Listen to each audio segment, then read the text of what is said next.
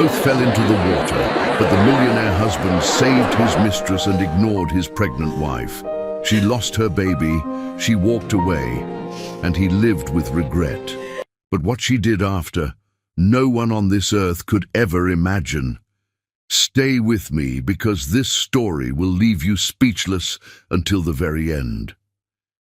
Hi, my beautiful family. Today I want to pray with you from the depth of my heart. Heavenly God, I lift every member of this family before you. Bless the women who carry strength in silence. Bless the mothers who pray in the night. Bless the daughters whose dreams are waiting to shine. Heal those who are sick, comfort those who are broken, and give peace to every heart that listens to these stories with love. But my family, I must also speak with truth. In the last few days, many of you have stopped watching the full stories. You leave in the middle, and this hurts me deeply. It feels as if my hard work means nothing. I stay awake, I write, I pour my soul into every story, not for myself, but for you. Because I love you. I know some who are new here may have trust issues, but trust is built with love, and I have always given you my heart without hiding anything. I'm not here to play games. I'm here to build a family, a place of love, respect, and togetherness. So I ask you today, if your heart is true, write present. If your love is real, write, I am with Mr. Peter. Money could buy everything except the one thing Tom Collins had already destroyed, his own soul. The morning sun filtered through the floor-to-ceiling windows of the penthouse, casting golden rays across marble floors that cost more than most people's homes. Tom Collins stood at the edge of his private terrace, overlooking the city he had conquered through ruthless ambition and calculated moves. At 42, he possessed everything the world deemed valuable: a tech empire worth $8 billion, influence that reached into government corridors, and a reputation that made grown men tremble during boardroom negotiations. But as he adjusted his Armani suit and checked his Patek Philippe watch, Tom felt nothing but cold emptiness where satisfaction should have been. "Tom, your coffee's getting cold." The soft voice belonged to Alison Murphy, the woman who had shared his bed and his name for the past 5 years. She stood in the doorway wearing a silk robe that complemented her dark skin beautifully, her natural hair framing a face that still carried traces of the vulnerability that had first attracted him. Once, that voice had been music to his ears. Once, her gentle presence had been the anchor that kept him grounded in humanity. Now, it felt like chains around his neck. "I'll be right there," he replied without turning around, his voice carrying the practiced warmth of a man who had learned to lie with the fluency of a native speaker. The irony wasn't lost on him. The woman who had taught him how to love had become the woman he was learning to resent. Alison Murphy hadn't always lived in penthouses. 5 years ago, she had been sleeping in a downtown shelter, 1 meal away from starvation, when Tom's limousine had broken down 3 blocks away. He had been walking to clear his head after another failed business negotiation when he spotted her sharing her meager dinner with an elderly homeless man who looked even hungrier than she did. That moment of selfless compassion had stopped Tom in his tracks. In a world where everyone wanted something from him, here was a woman giving away the little she had to someone who needed it more. He had approached her, expecting nothing, offering help, and finding instead a conversation that lasted until dawn. Alison had been different, genuine in a way that money couldn't manufacture. She laughed at his jokes not because he was rich, but because she found him genuinely funny. She challenged his cynical worldview with optimism that wasn't naive, but earned through surviving genuine hardship. When she looked at him, she saw Tom the man, not Tom the billionaire. Their courtship had been a revelation. For the first time in his adult life, Tom experienced love without calculation, affection without agenda. Alison had refused his gifts initially, suspicious of his motives, making him work to earn her trust. When she finally accepted his proposal, It was because she believed in the man she thought he was becoming, not the empire he had built. The wedding had been featured in Forbes, Vanity Fair, and every major lifestyle magazine. Tech Titan finds love with homeless woman had been the headline that launched 1,000 think pieces about second chances and the humanizing power of love. Allison had hated the attention, but Tom had basked in the positive publicity that portrayed him as a man capable of seeing beyond surface appearances. For 2 years, the fairy tale had been real. Tom found himself softening, making decisions based on ethical considerations rather than pure profit. Allison's influence had led him to establish charitable foundations, fund homeless shelters, and implement progressive employee benefits at his companies. She had made him a better man, and he had genuinely believed that their love would last forever. But success had a way of corrupting even the purest intentions. The transformation had been gradual, so subtle that Tom hadn't noticed it happening until it was complete. The charitable work had become tax write-offs. The employee benefits had become PR talking points. The man who had fallen in love with a homeless woman's compassion had reverted to the calculating predator who viewed human connections as business transactions. "Tom," Allison's voice carried a note of concern now, "you seem a million miles away lately." He turned to face her, forcing his expression into the mask of loving husband he had perfected through months of practice. Allison stood backlit by the morning sun, and for a moment, Tom glimpsed the woman he had fallen in love with. Her beauty wasn't the manufactured perfection of magazine covers. It was real, earned through struggle, refined by kindness. But the moment passed, replaced by irritation that she couldn't simply leave him alone with his thoughts. "Just thinking about the Patterson deal," he lied smoothly. The Patterson deal had been closed for weeks. He had been thinking about last night, about hands that weren't Allison's exploring his body with hungry desperation. Allison nodded, accepting his explanation with the trust that made his deception both easier and more despicable. She had never questioned his late nights, his weekend business trips, or the subtle changes in his behavior. Her faith in him remained absolute, making her the perfect victim for his betrayal. "I made your favorite breakfast," she said, gesturing toward the dining room. "Blueberry pancakes with real maple syrup." The domestic gesture that once would have melted his heart now felt like performance art, a wife playing a role in a marriage that existed only in her imagination. But Tom smiled and followed her into the dining room, settling into his chair at the head of a table that could seat 20, but now felt cavernous with just the two of them. As Allison bustled around the kitchen, humming softly while she plated his breakfast with the care of someone still believing in love, Tom's phone buzzed with a message that made his pulse quicken despite himself. The text was brief, but loaded with meaning. "Last night was incredible. I can't wait to see you again." Tom deleted the message and looked up to find Allison watching him with curious eyes that were beginning to show signs of suspicion. "Work emergency?" she asked, setting a plate of perfect pancakes before him. "Something like that," he muttered, cutting into the breakfast with more violence than necessary. The pancakes were exactly as he liked them, light, fluffy, with just the right amount of sweetness. Allison had memorized his preferences and catered to them without being asked. The gesture should have moved him. Instead, it felt like another obligation in a life increasingly defined by suffocating expectations. "I was thinking," Allison said, settling into her own chair with a smaller portion, "maybe we could take a vacation soon, just the two of us. Remember that little bed and breakfast in Napa where we went for our second anniversary?" Tom remembered. They had spent 3 days drinking wine, talking until dawn, making love with a passion that had surprised them both. It had been the last time he could honestly say he had been completely happy in his marriage.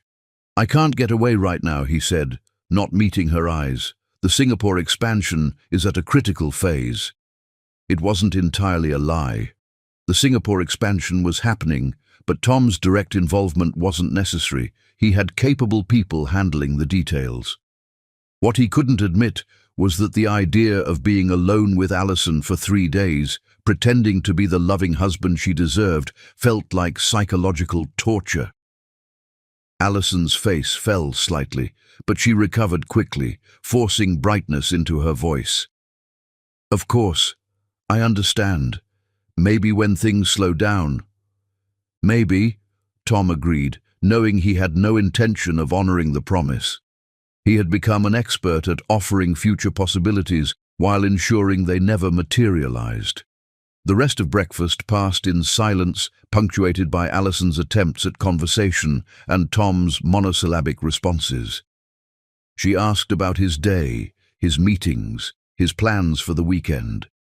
He answered with the minimum required words, while his mind wandered to forbidden territory. Soft curves, whispered promises, the intoxication of desire that felt like drowning and flying simultaneously. When his phone rang, Tom felt a surge of relief. "I have to take this," he announced, already standing. "But you haven't finished your—" "It's important," he cut her off, walking toward his study. The call was from his assistant about a routine scheduling matter, nothing that required immediate attention, but it provided escape from the domestic scene that felt increasingly like a prison. Through the study's glass doors, Tom watched Alison clear the breakfast dishes with careful precision. She moved through their home like a woman trying not to disturb the peace, as if making too much noise might shatter whatever remained of their relationship. The sight should have moved him to compassion. Instead, it filled him with inexplicable anger. When had her consideration become irritating? When had her love become burden rather than blessing?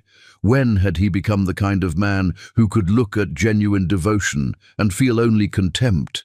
The questions haunted him as he prepared for another day of maintaining the illusion that Tom Collins was a man worthy of respect.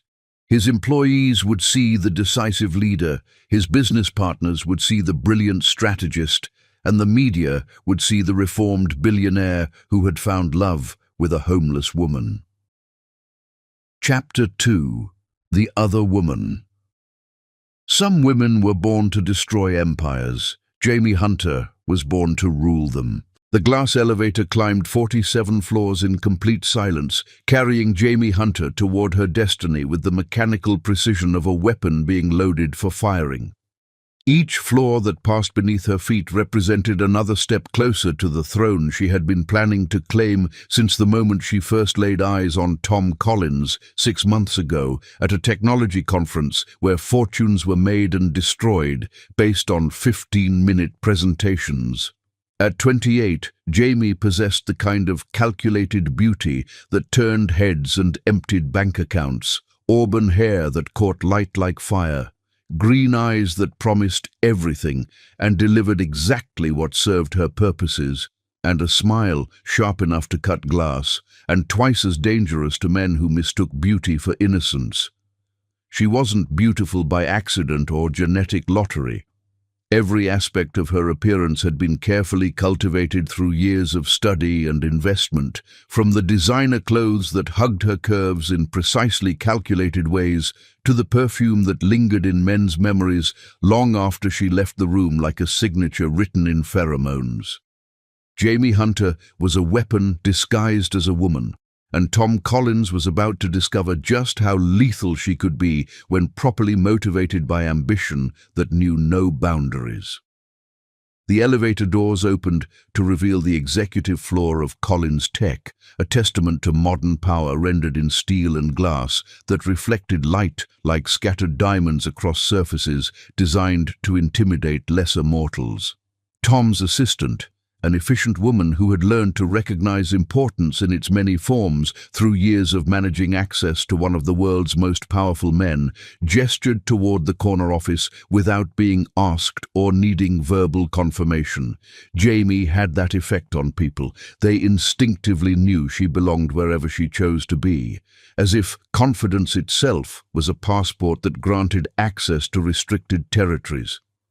"Mr. Collins is expecting you," the assistant said, with the deference reserved for those who mattered in Tom's world of hierarchies and careful calculations of worth. Jamie's heels clicked against the marble floor like a countdown timer, marking the seconds until her carefully laid plans would bear fruit that had been months in cultivation. 6 months of strategic positioning, calculated encounters, and perfectly timed vulnerability had led to this moment of truth.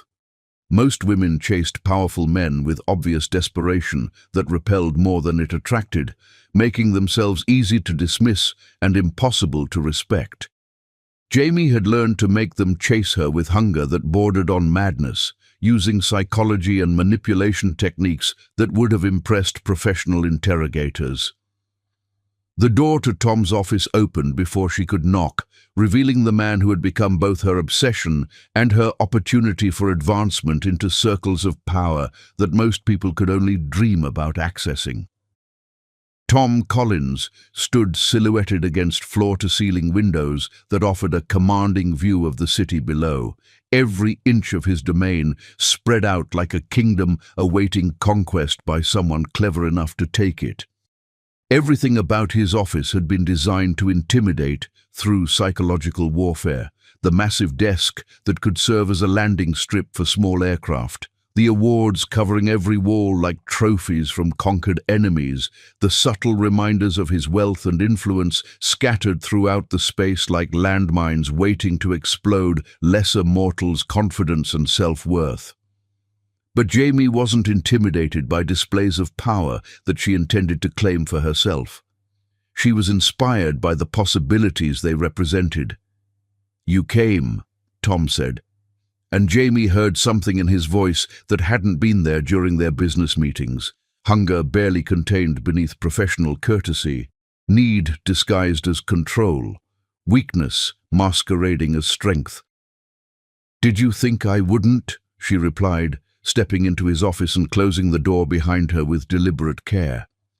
The click of the lock was soft but definitive, transforming the space from a place of business into something far more dangerous and infinitely more intimate than either of them was willing to admit aloud. Jamie had met Tom 3 years ago at a tech conference in Silicon Valley, where fortunes were made and lost based on 15-minute presentations and chance encounters in hotel lobbies that could change entire life trajectories. She had been working for a startup that was struggling to survive in an ecosystem dominated by predators like Tom, while he had been the keynote speaker whose every word moved stock prices and whose casual observations could create or destroy entire companies with the power of his reputation alone. Their first conversation had been purely professional. She had approached him with a business proposal that was actually solid, well-researched, and potentially profitable, rather than the desperate schemes most entrepreneurs brought to his attention. Unlike the dozens of hopeful founders who pitched him weekly with half-baked ideas and wishful thinking disguised as business plans, Jamie had done her homework with the thoroughness of a scholar preparing for oral examination by experts who could destroy careers with a single question. She understood his business philosophy better than his own executives, his investment patterns with greater clarity than his financial advisors, his weaknesses and strengths with more precision than his therapist would have possessed if he had been honest enough to seek professional help for his character flaws. She spoke to him as an equal rather than a supplicant, begging for scraps from his table, challenging his assumptions with intelligence that impressed him and confidence that intrigued him in ways that pure beauty could never accomplish. Jamie had studied the psychology of powerful men with academic rigor, learning that they craved intellectual stimulation more than physical attraction, respect more than worship, challenge more than submission. That first meeting had led to a consulting contract worth 6 figures, which had led to regular strategy sessions conducted in his office after business hours, which had gradually evolved into something neither of them had initially intended, but both had secretly desired from the moment they recognized each other as predators operating in the same hunting ground. Jamie had watched Tom's marriage with clinical detachment worthy of a behavioral scientist, noting the subtle signs of his growing dissatisfaction with the dedication of someone studying a fascinating specimen under laboratory conditions. She had observed how he interacted with Alison at public events, the practiced affection that felt rehearsed rather than spontaneous, the careful distance that spoke of emotional retreat from intimacy, the way his eyes sought escape even during moments that should have been intimate and connecting. Jamie understood men like Tom Collins with the expertise of someone who had made a career of studying and exploiting their psychological weaknesses for personal advancement. They were conquerors by nature, driven by the thrill of acquisition rather than the satisfaction of possession, always seeking new territories to claim and new challenges to overcome. Once they owned something completely, it lost its appeal and became just another asset to be managed rather than a prize to be won through effort and strategy. Alison's complete devotion, which had initially attracted Tom like a moth to flame, had become the very thing that made him take her for granted and seek excitement elsewhere. "I've been thinking about our conversation last week," Jamie said, moving to the window and standing just close enough to Tom that he could smell her perfume, a scent chosen specifically for its ability to cloud judgment and inspire reckless decisions in men who believed themselves immune to manipulation. About market expansion and strategic partnerships that could reshape our entire approach to business development. It was code, and they both knew it. Their business discussions had become increasingly personal over the past months, professional language serving as thin camouflage for growing attraction that threatened to consume them both in ways that would have consequences neither was prepared to face honestly. Jamie had perfected the art of plausible deniability through years of practice. Every interaction could be explained as legitimate business if anyone questioned their relationship. Every touch could be dismissed as accidental contact. Every meaningful glance could be reframed as professional interest rather than personal desire. "Which aspect specifically?" Tom asked, his voice rough with barely suppressed desire that made his wedding ring feel like a tourniquet, cutting off circulation to his conscience and moral reasoning. Jamie turned to face him, letting her eyes meet his with the direct gaze that had first caught his attention months ago during a board meeting where she had dismantled a competitor's proposal with surgical precision that had impressed everyone present. The part about taking calculated risks for exponential rewards that could change everything we think we know about success. The double meaning hung in the air between them like smoke from a fire that was about to consume everything in its path, including the marriage that stood between Jamie and the life she had decided she deserved through superior intelligence and strategic thinking. Tom stepped closer, close enough that Jamie could see the conflict warring in his eyes, guilt battling with want, responsibility wrestling with rebellion, marriage vows crumbling under the weight of desire that felt like destiny but was actually manipulation disguised as fate. She had spent months studying that expression with the dedication of a scientist analyzing data, learning to read the micro-expressions that revealed his internal battle between the man he pretended to be and the man he actually was underneath his carefully constructed public persona. It was the look of a man who knew he was about to make a terrible decision and couldn't stop himself from making it anyway because his capacity for self-control had been systematically undermined through psychological techniques that Jamie had perfected on previous targets. "Jamie," he began, but she silenced him by placing one finger against his lips with the gentle authority of someone who understood exactly how much power she now wielded over his decisions and future choices.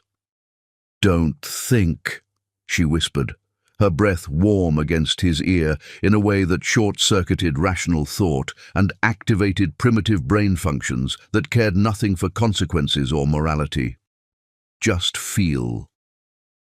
The kiss that followed was inevitable as gravity, violent in its intensity and desperate in its execution. Tom kissed her like a man drowning in his own desire, and Jamie responded with the calculated passion of someone who understood exactly how much power she now wielded over a man who had built an empire but couldn't control his own appetites. This wasn't love. It was conquest disguised as romance, ambition wearing the mask of affection, manipulation perfected through years of practice on lesser targets who had taught her valuable lessons about the weaknesses of powerful men.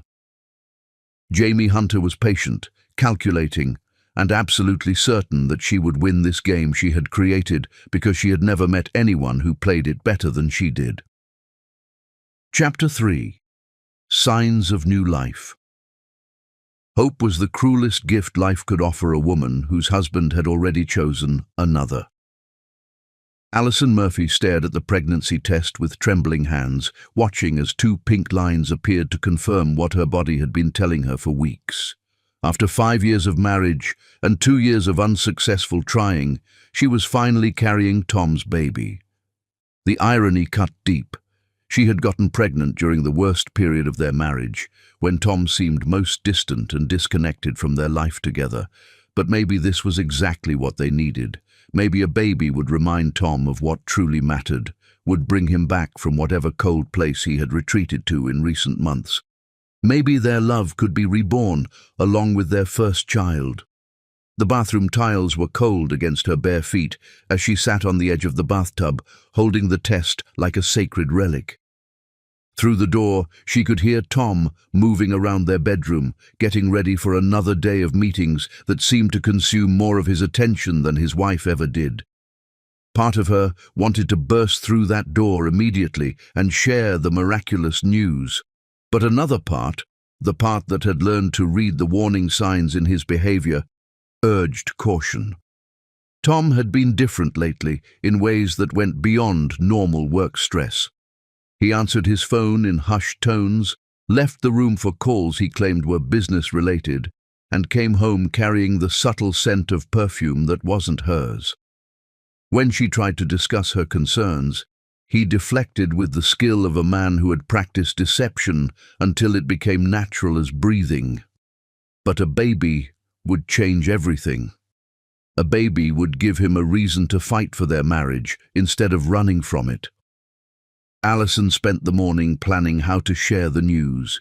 She wanted the moment to be perfect, memorable, worthy of the magnitude of what was happening. This wasn't just a pregnancy. It was a miracle, a second chance, a bridge back to the man she had fallen in love with. The idea came to her while she was watering the orchids in their greenhouse terrace, a party. Not just any party, but an elegant gathering of their closest friends and business associates. She would make the announcement publicly, surrounded by people who would witness Tom's joy and hold him accountable to the happiness he would surely feel. Alison threw herself into the planning with the desperation of a woman trying to save her marriage through sheer force of will.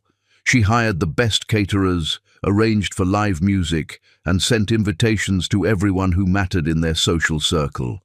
The party would be sophisticated but warm, impressive but intimate, a perfect reflection of the life she still believed they could have together. For 3 weeks, she worked tirelessly to create an event worthy of their announcement. She chose a menu of Tom's favorite foods, selected wines that would complement the evening's mood, and arranged flowers that would transform their penthouse into a Garden of Eden. Every detail was planned with military precision and executed with love that bordered on obsession. The florists worked for days to create arrangements that would photograph beautifully while maintaining intimate atmosphere. The musicians were briefed on the exact moment when they should transition from background ambiance to celebratory fanfare. Even the lighting was adjusted multiple times to ensure the perfect balance between elegance and warmth. Tom seemed pleased by her efforts, though Alison noticed he showed more interest in the guest list than the celebration itself. He suggested adding several names she didn't recognize, business contacts he claimed were important for upcoming deals. Alison agreed without question, trusting his judgment about their professional obligations. She didn't know that one of those names belonged to Jamie Hunter. The morning of the party, Alison stood in their walk-in closet, surveying dresses that could accommodate her barely visible pregnancy while still making her feel beautiful. She chose a flowing emerald gown that complemented her skin tone and made her feel like the woman Tom had fallen in love with. As she applied makeup with unusual care, Alison allowed herself to imagine Tom's reaction when she shared their news. He would be shocked first, then overjoyed. He would sweep her into his arms and spin her around while their guests applauded. He would look at her with the love that had been missing from his eyes for months. He would remember why he had chosen her, why their love story had captivated the world, why their future together was worth fighting for. The fantasy sustained her through the final preparations, through the arrival of caterers and musicians, through the transformation of their home into a stage for what she believed would be the most important performance of their marriage. As the first guests began arriving, Alison took her place beside Tom at the entrance, playing the role of perfect hostess while her heart hammered with anticipation. She had planned every moment of the evening except the one that would destroy everything she held dear. Tom stood beside her, handsome in his custom tuxedo, greeting their guests with the charm that had built his empire. But Alison noticed how his eyes searched the crowd, looking for someone who hadn't yet arrived. She noticed how he checked his phone repeatedly, reading messages that made him smile in ways that had nothing to do with their celebration. "Are you expecting someone specific?" she asked during a brief lull between arrivals. "Just making sure all the important people are here," Tom replied, his attention already shifting to the next guest walking through their door. Alison felt a chill that had nothing to do with the evening air. Something was wrong, fundamentally and irreversibly wrong, but she couldn't identify what it was. The feeling settled in her stomach like ice, competing with the new life growing there for space and attention. As more guests filled their home with laughter and conversation, Alison retreated to the kitchen to check on final preparations. The caterers moved with professional efficiency, creating culinary art that would impress their sophisticated guests. Everything was perfect, except for the growing sense of dread that Alison couldn't shake. When she returned to the party, she found Tom engaged in intense conversation with a woman she didn't recognize. The woman was stunning in a predatory way, all sharp angles and calculating smiles. She stood too close to Tom, touched his arm too familiarly, and looked at him with hunger that made Alison's blood turn cold. "Who is that?" Alison asked their mutual friend Rebecca, nodding toward the mysterious woman. "Jamie Hunter," Rebecca replied with obvious distaste. "Some kind of business consultant. I'm surprised Tom invited her. She has quite a reputation." Alison watched as Jamie laughed at something Tom said, throwing her head back in a gesture that was both sensual and dismissive. The woman moved through their home like she belonged there, like she had every right to claim space in Alison's world. The realization hit Alison with the force of physical violence. This was the other woman. This was why Tom had been distant, why he left the room for phone calls, why he came home smelling like foreign perfume. The pregnancy announcement that was supposed to save their marriage was about to become the moment she learned it was already dead. Her hands moved instinctively to her abdomen, protecting the life growing there from knowledge that would devastate them both. Alison Murphy was about to announce new life to a man who had already chosen another woman to share his future. Chapter 4. The Drowning Point. In the moment when everything changed forever, Tom Collins revealed exactly who he had become. The party had reached its crescendo of elegant conversation and refined laughter when disaster struck with the sudden violence of a lightning bolt splitting a perfect sky, transforming paradise into purgatory in the space of a heartbeat. Alison stood beside the infinity pool that overlooked the city like a liquid mirror, reflecting 1,000 dreams that were about to shatter into irreparable fragments, her heart pounding so violently she could feel it in her throat as she prepared to make the announcement that would change their lives forever. She had gathered their guests around the illuminated water that seemed to glow with promise under the carefully arranged lighting, champagne glasses catching the ethereal light like liquid diamonds suspended in time, each face turned toward her with anticipation that felt both thrilling and terrifying.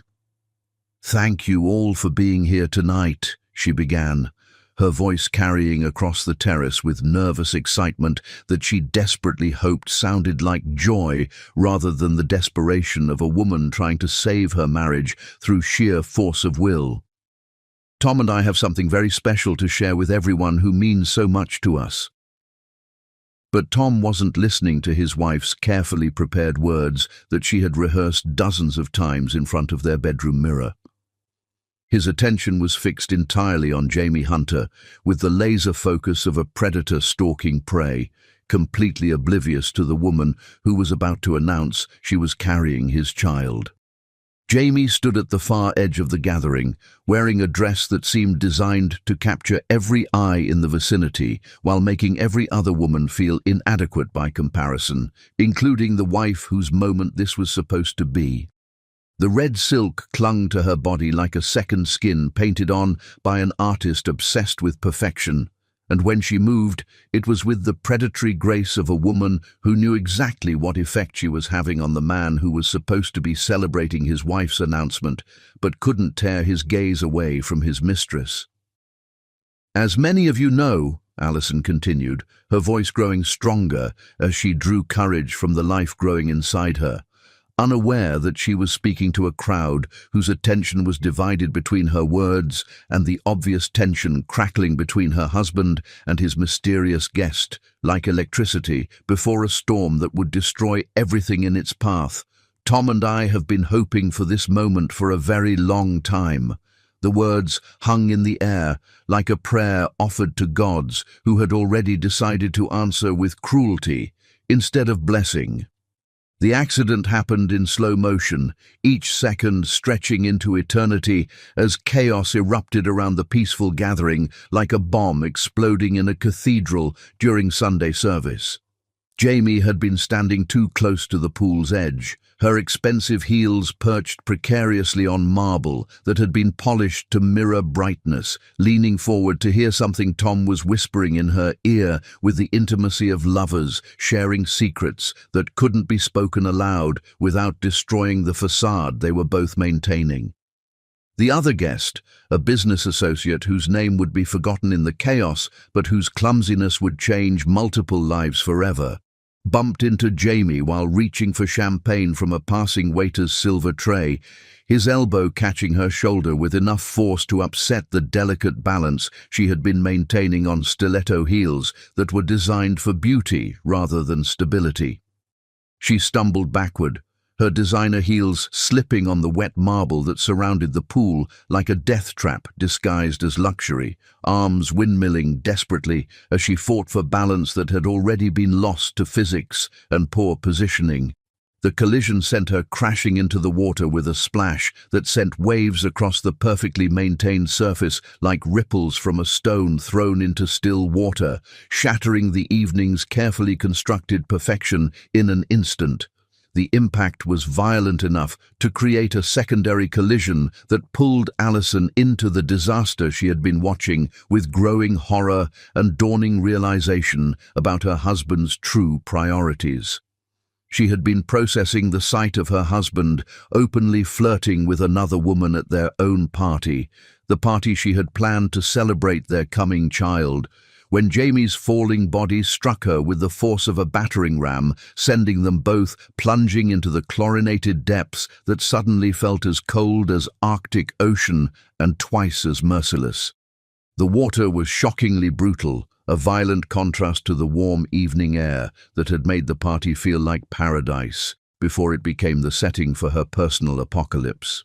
Alison felt her evening gown, the one she had chosen specifically to hide her early pregnancy while still looking beautiful for this special announcement that was supposed to bring them closer together, tangle around her legs like seaweed designed by malevolent gods to drag her down. The weight of the wet fabric pulled her toward the bottom of her own pool with relentless determination. The dress that was supposed to make her beautiful for the most important moment of her marriage becoming a death trap that threatened to end her life before she could tell anyone about the new life growing inside her.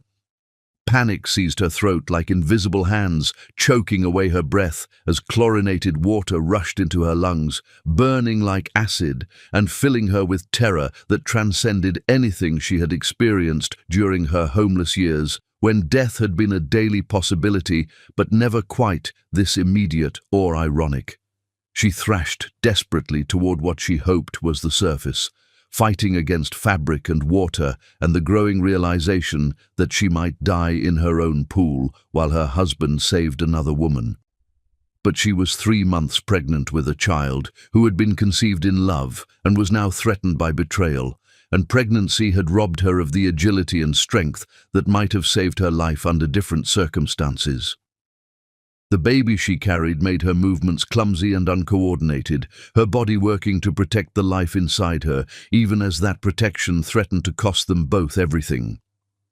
The elegant dress that was supposed to make her beautiful for this special announcement became a shroud that threatened to drag her to the bottom of the pool where she would die before she could tell the world about the miracle growing inside her body. Through the distorted lens of water and panic, through the chaos of chlorinated death and desperate struggling against forces that seemed determined to claim her life, Allison saw Tom leap into the pool without hesitation, his powerful form cutting through the air like a man diving to save his most precious possession. For a moment that felt like salvation itself arriving from heaven, hope blazed through her terror like sunshine, breaking through storm clouds that had threatened to destroy everything beautiful in the world. Her husband was coming to save her, to prove that their love still mattered more than whatever madness had possessed him lately, to choose his family over his temporary obsession with another woman. Then she realized he was swimming in the opposite direction, with powerful strokes that carried him away from his drowning wife and toward the woman who had destroyed their marriage. Tom's athletic form cut through the water with desperate urgency that revealed his true priorities more clearly than any words could have conveyed as he reached Jamie Hunter, whose red dress billowed around her like blood in the water, like a wound that was bleeding out everything good and pure in their world. He pulled her against his chest with the care of a man tending to his most precious possession, as if her life was the only one that mattered in the universe, while his pregnant wife fought for breath beneath the surface that might as well have been an ocean away from his attention. The guests screamed and pointed from the pool deck, their voices seeming to come from another dimension as Allison watched her husband save another woman while she drowned in water that tasted of chlorine and broken dreams and the death of everything she had believed about love and loyalty and the man she had married. She felt something inside her break that would never heal, not just her heart, but her capacity to believe that love could triumph over selfishness, that marriage vows meant anything to men who viewed them as temporary contracts subject to cancellation when more attractive opportunities arose. "Someone help her!" Rebecca screamed from the pool deck, her voice cutting through the chaos like a sword through silk, pointing at Allison's struggling form with horror that reflected what everyone was witnessing. "She's drowning! Why isn't anyone helping her?" The question hung in the air, like an accusation directed at every guest who was watching a woman die while her husband rescued his mistress with devotion he had never shown his wife. The darkness was closing in around the edges of her vision, like curtains drawing shut on the final act of her marriage, when strong hands grabbed her shoulders and hauled her toward the surface with the efficiency of someone trained in emergency rescue procedures. Her savior wasn't her husband, who was supposed to love her more than life itself. It was Morgan Willis, a man she barely knew who had attended their party as a business acquaintance's guest, but possessed more honor than the man she had married. He had thrown off his expensive jacket without hesitation and dove into the pool fully clothed when it became clear that Tom had no intention of rescuing his own wife from the water that was claiming her life while he played hero for another woman.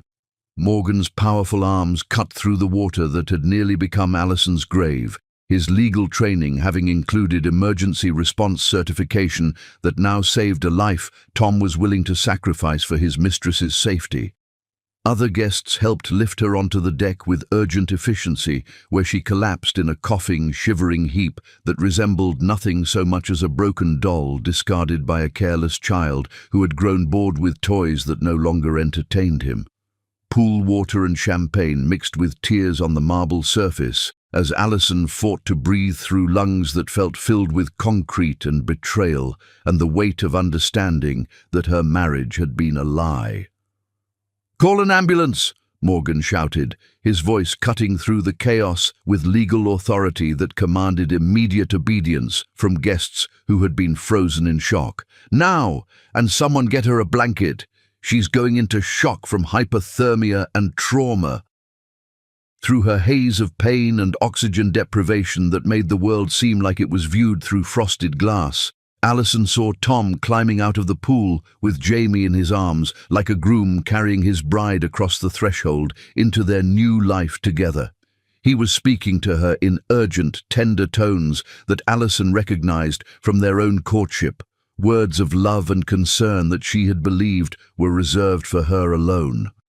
Tom was checking Jamie for injuries with the care of a man tending to his most precious possession while completely ignoring his wife's fight for survival just 20 feet away, as if Allison had become invisible the moment he made his choice about which woman deserved to live. Jamie clung to him with theatrical desperation that would have been laughable if it weren't so effective, playing the role of damsel in distress with Academy Award-worthy conviction that fooled no one except the man whose judgment had been compromised by months of systematic manipulation and ego-stroking that had convinced him she was worth destroying his family to possess. Not once did Tom look in Allison's direction. Not once did he check to see if his wife was breathing, conscious, or even alive after the trauma that might have killed her and the baby she was carrying. The paramedics arrived within minutes that felt like hours of watching her husband tend to his mistress with devotion that should have belonged to his family, their professional competence a stark contrast to the emotional chaos that had erupted around the pool like a natural disaster striking paradise without warning. They loaded Allison onto a stretcher with efficient care, while Morgan provided rapid-fire answers to their medical questions with the precision of someone whose legal training had taught him to observe details that others missed, especially details that might become important in future legal proceedings. He had noticed things about her condition that her own husband had missed completely, the way she was protecting her abdomen even while drowning, the careful way she had been moving throughout the evening as if guarding something precious, the subtle signs that suggested she might be carrying more than just herself into this disaster that would reshape multiple lives. "Is she pregnant?" the lead paramedic asked quietly, checking her vital signs with practiced efficiency while preparing her for transport to trauma specialists. "I think so," Morgan replied, his hand finding Allison's as they wheeled her toward the ambulance that would carry her away from the scene of her marriage's death. "But she hasn't made any official announcement yet." Allison squeezed his hand with what little strength she possessed, grateful beyond words for this stranger's compassion, in a world where her own husband had abandoned her to die for the sake of impressing his mistress with heroics that revealed his true character. As the ambulance doors closed with finality that sounded like the closing of a coffin, she caught one last glimpse through tear-blurred eyes of the party that was supposed to have been her moment of triumph, her celebration of new life, her proof that love could overcome any obstacle. Tom was still focused entirely on Jamie, who was refusing medical attention with dramatic flair while accepting his devoted ministrations like a queen, receiving tribute from a devoted subject who had proven his loyalty by sacrificing his family on the altar of her ego. Tom Collins had made his choice in the water, and now everyone would live with the consequences of that single moment of moral bankruptcy that revealed his soul's true contents. Chapter 5. Shattered Dreams. enhanced version. The human heart can survive many betrayals, but watching the man you love choose another woman over your unborn child breaks something that never heals. The hospital room smelled of antiseptic and broken dreams, a sterile environment that couldn't mask the human tragedy unfolding within its white walls that had witnessed countless moments of loss but rarely circumstances quite this cruel. Alison lay motionless in the narrow bed, her dark skin ashen against the white sheets that seemed to drain color from everything they touched, IV tubes snaking from her arms like mechanical vines, feeding life into a body that felt hollow and abandoned by hope itself. The elegant gown that was supposed to showcase her pregnancy announcement now lay in a plastic bag marked "Personal Effects," waterlogged and ruined beyond repair. Much like the marriage it had been meant to celebrate and the dreams it had been chosen to represent on what should have been the happiest night of her life. Morgan Willis had refused to leave the waiting room, despite having no legal right to be there, despite being a virtual stranger whose only connection to Alison was the moment he had pulled her from the water while her husband saved another woman. The uncomfortable visitor's chair had been designed for brief visits rather than the vigil he had maintained for 18 hours. His expensive suit wrinkled from diving into the pool and his eyes red from exhaustion and rage that he was struggling to contain. "Is there any family we should contact?" Nurse Patricia Williams asked Morgan with professional concern that couldn't quite hide her personal disgust at the circumstances. She had been working trauma cases for 15 years and had never seen a husband abandon his wife so completely during a medical emergency.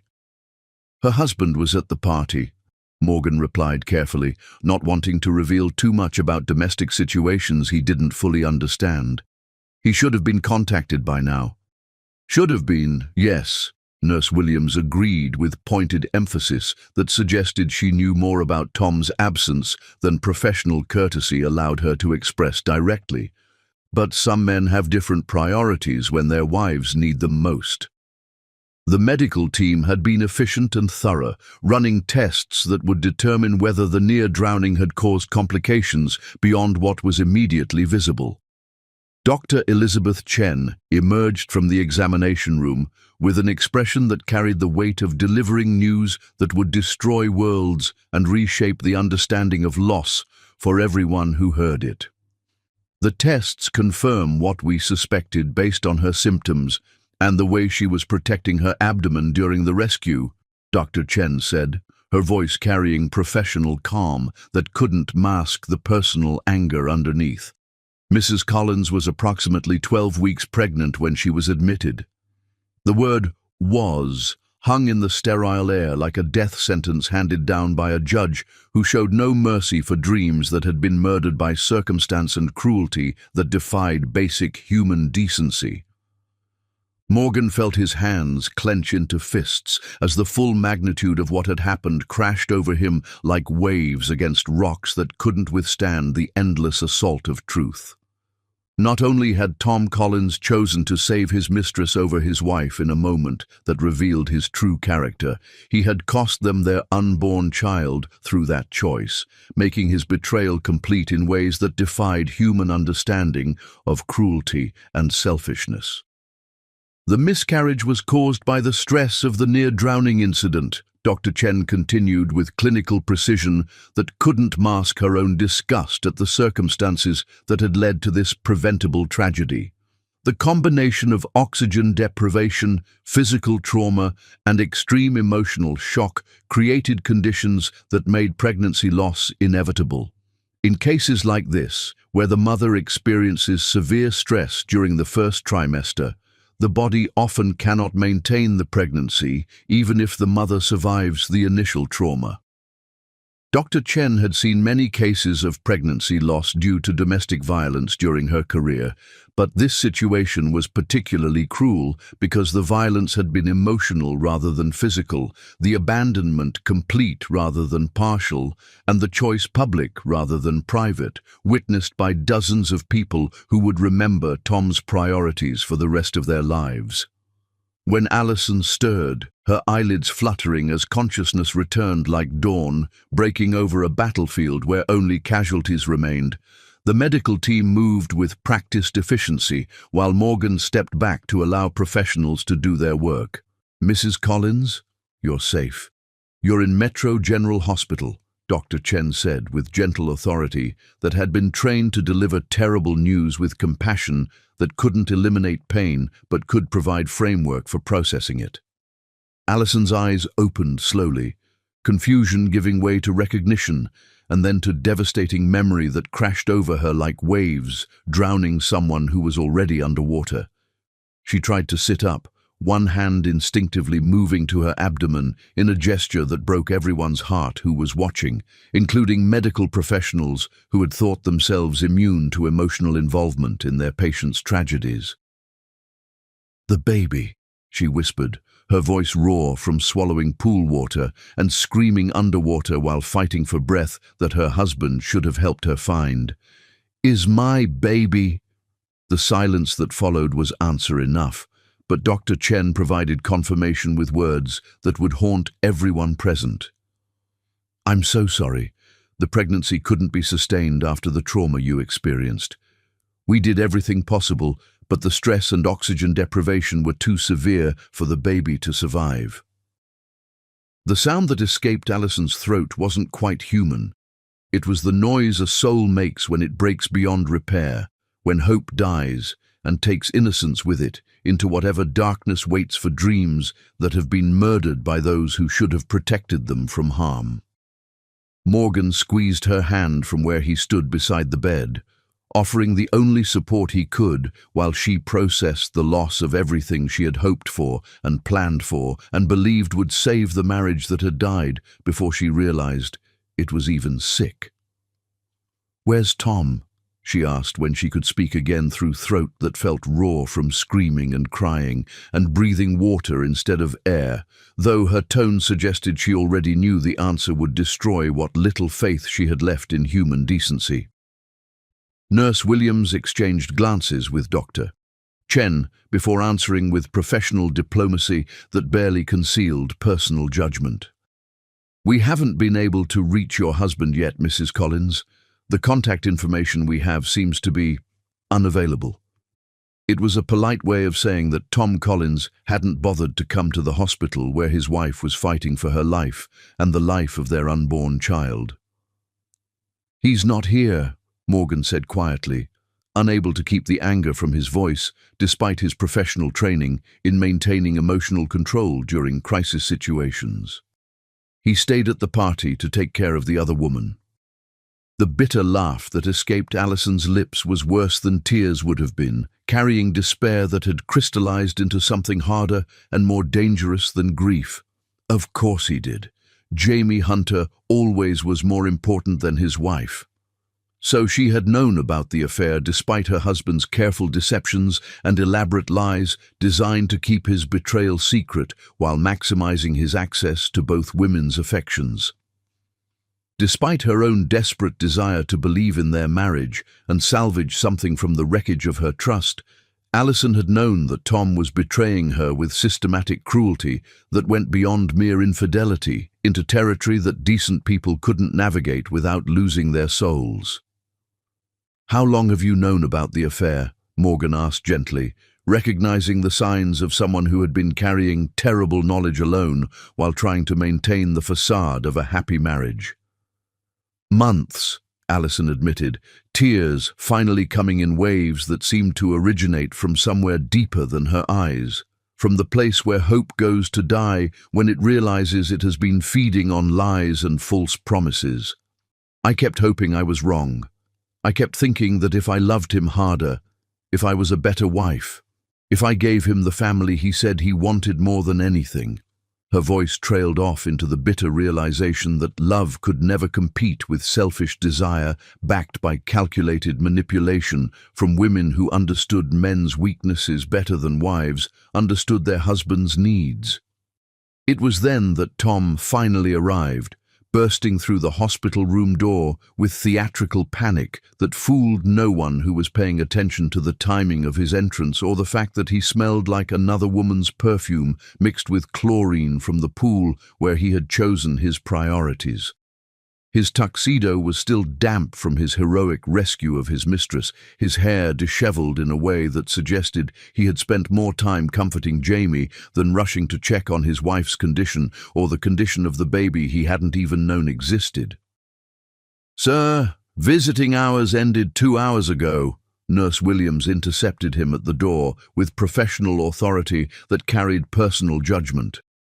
"Mrs. Collins needs rest, and family members need to check with the nurse's station before—" "I'm her husband," Tom snapped with arrogance that made everyone in the room understand why his wife had nearly drowned while he saved his mistress.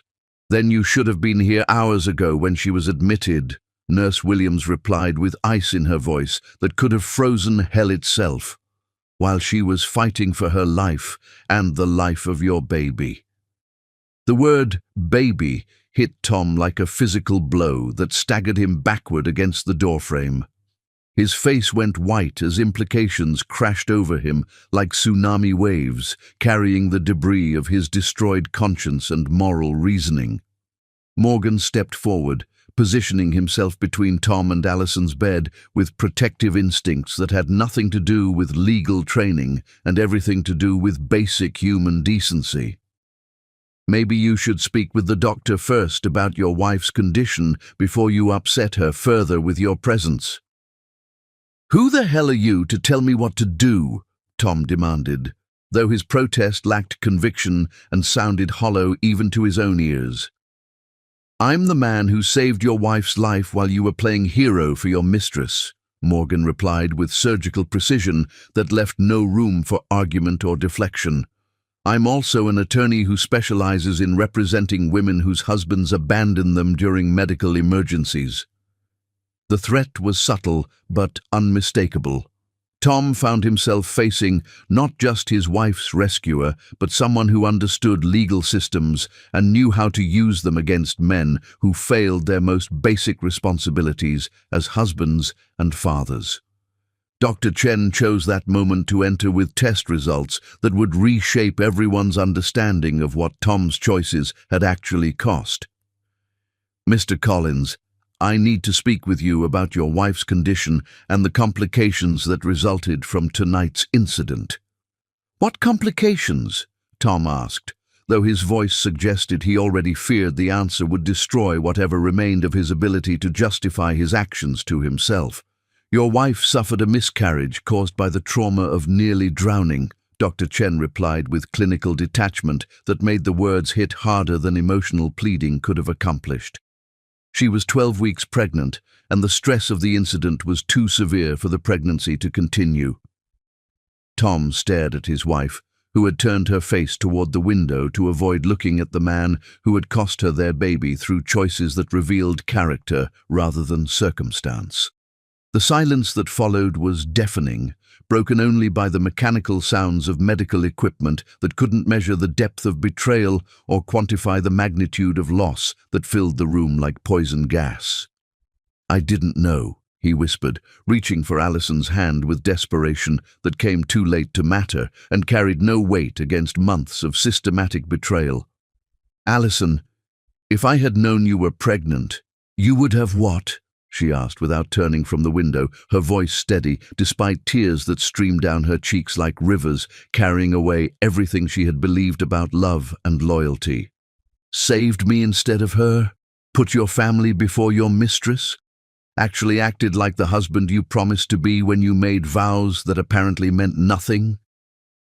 Tom had no answer, because they both knew the truth that his desperate lies couldn't hide or his money couldn't buy forgiveness for. Even if he had known about the pregnancy, even if he had understood what was at stake in that water, he still would have chosen Jamie because the affair had progressed too far and consumed too much of his soul for pregnancy to change his fundamental priorities or moral compass. "I think you should leave, Doctor," Chen said quietly, her medical authority carrying more weight than Tom's wealth or status could overcome. Your wife needs rest, and your presence is clearly causing additional stress that could complicate her recovery." Tom stood frozen for a moment, his mouth opening and closing like a man drowning in his own cowardice and moral bankruptcy. Then he turned and left without another word, his expensive shoes echoing against hospital corridor tiles as he fled from consequences that would follow him for the rest of his life. When he was gone, Alison finally allowed herself to collapse into grief that had been held back through sheer force of will. Morgan sat beside her bed, offering presence without judgment and strength, without expectation of anything in return beyond basic human decency. "He doesn't deserve you," Morgan said when her tears finally subsided.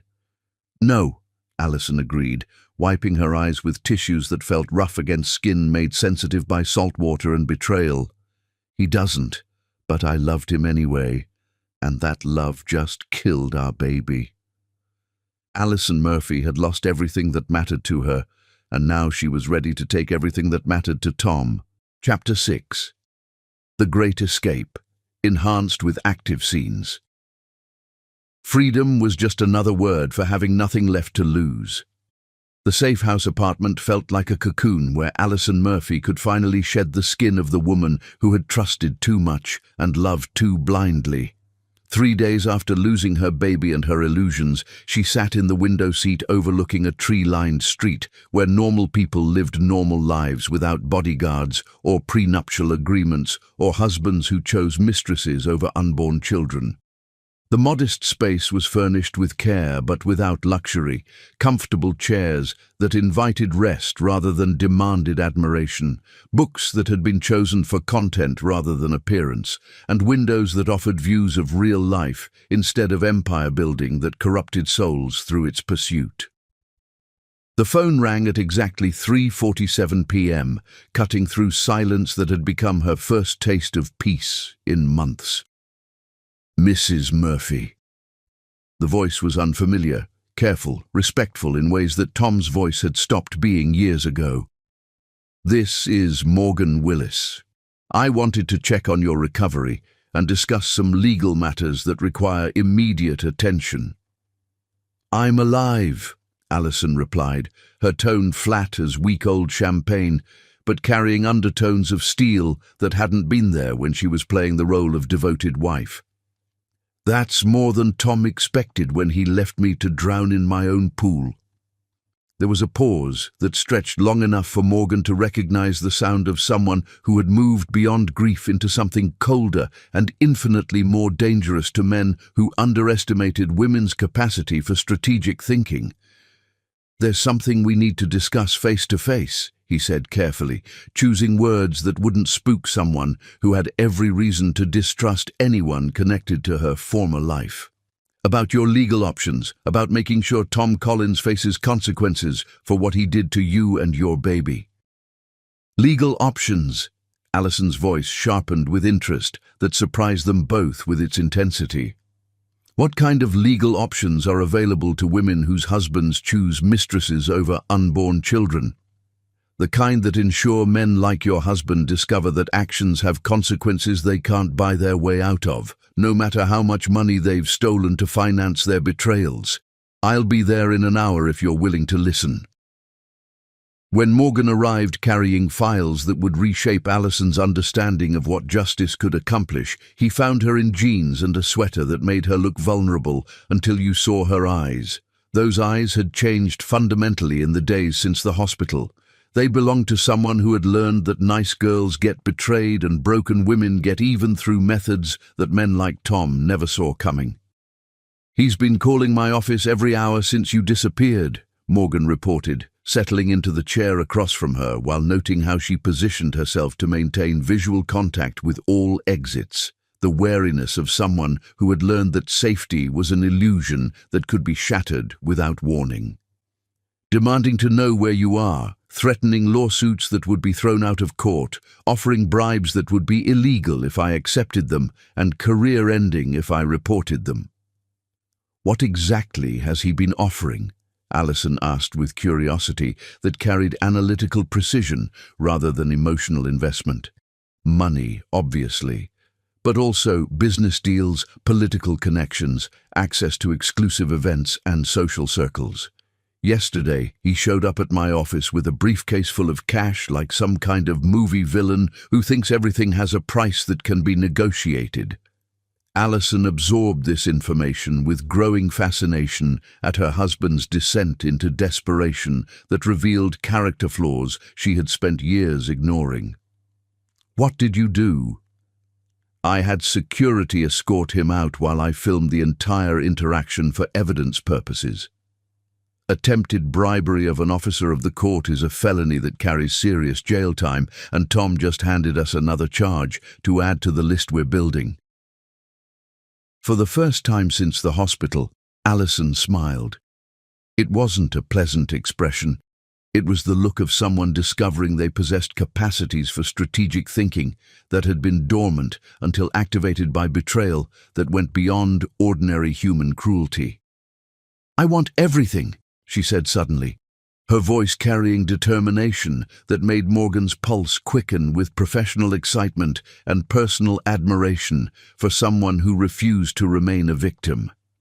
His money, his businesses, his reputation, his freedom. I want him to lose everything he values more than the family we could have had together. That's going to require more than just divorce proceedings, Morgan warned, though his tone suggested he was already strategizing campaigns that would destroy Tom's life as thoroughly as Tom had destroyed hers. "We'll need to prove systematic fraud, tax evasion, maybe even racketeering if the evidence supports charges that serious." Alison's transformation was visible in real time, like watching someone shed skin that no longer fit and reveal something stronger underneath. The grief-stricken woman was crystallizing into something harder, sharper, more focused with each passing moment of conversation about justice and consequences.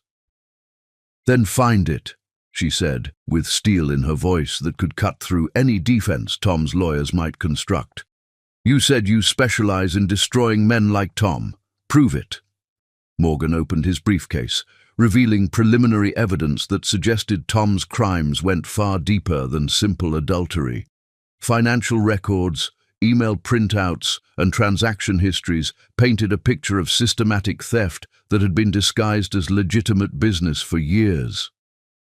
"This is just the beginning," he explained, watching Alison study each document with intensity that suggested she was memorizing every detail for future use.